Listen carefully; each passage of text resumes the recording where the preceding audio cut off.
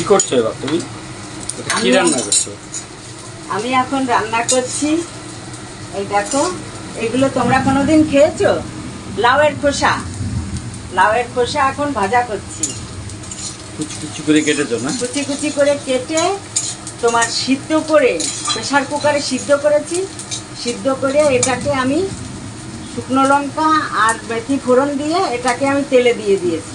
এবার তেলে দিয়ে এটা একটু ভাজা ভাজা হয়ে উঠলে এর ভিতর আমি দেব পেঁয়াজ। এই দেখো, পেঁয়াজগুলো দিয়ে দিলাম। এই পেঁয়াজ আর এই লাউয়ের খোসা একসঙ্গে ভাজা হবে। এর ভিতর আমি দুটো দেব কাঁচা লঙ্কা, দুটো, বেশি দেবো না যেহেতু শুকনো লঙ্কা ফোড়ন দিয়েছি। এর ভিতর আমি দুটো সুগার ফ্রি ট্যাবলেটও দিয়ে দিয়েছি কড়াইতে। পেঁয়াজ দিয়ে আর এই লাউয়ের খোসা ভাজা মানে খুব দারুণ লাগে খেতে, ঝাল ঝাল টেস্ট হয় আর পেঁয়াজের একটা ফ্লেভার আসে। বন্ধুদের বলছি তোমরা এইভাবে লাউয়ের খোসা ফেলে না দিয়ে একটু এরকম আমার মতো কুচি কুচি করে কেটে একটু ভেজে খেয়ে দেখো। এর ভিতর এখন আমি দিয়ে দেবো নুন, হলুদের গুঁড়ো পরিমাণ মতো যেটুকু লাগবে এই যে নুন দিয়ে দিলাম।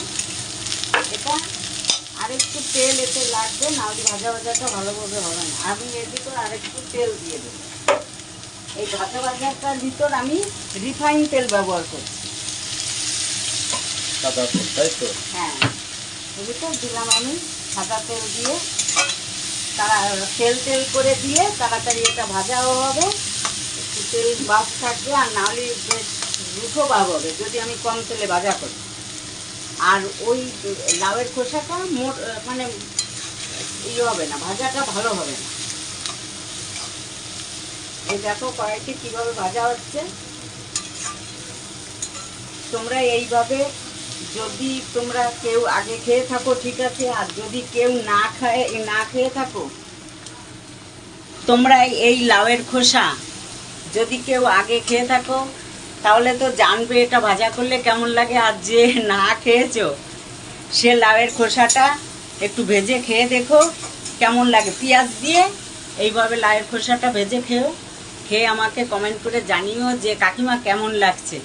যদি ভালো লাগে তাহলেও বলো, আর না ভালো লাগলেও বলো যে কাকিমা এটা ভালো লাগছে না, কিন্তু আমার কাছে এটা ভালো লাগে।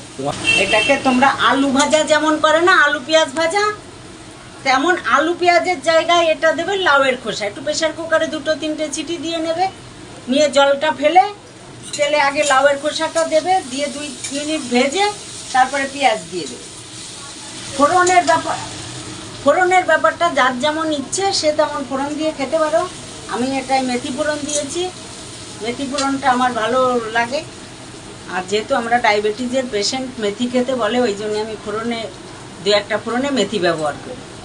তোমরা বন্ধুরা আমার এই রেসিপি যদি তোমাদের ভালো লাগে তাহলে তোমরা এইভাবে করে খেও এবং আমাকে কমেন্ট করো। তোমরা সবাই আমার পাশে থেকো, তাহলে আমি এই রকম তোমাদের সাদা মাঠা রান্নাগুলো দেখাতে উৎসাহ পাবো।